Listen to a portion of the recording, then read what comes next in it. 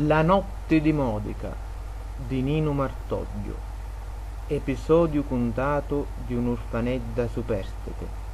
Amme frate Ferdinando. Fra timpa e timpa, in ciana cava funna, Modica sede capricciosa e sciamma. Parte s'acchiana, parte si sprofunna, lo tutto si può dire na caramma.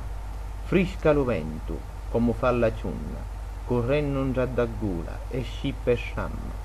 Sderrupa l'acqua quando piove e lunna, ci unge furiosa e s'incaramma.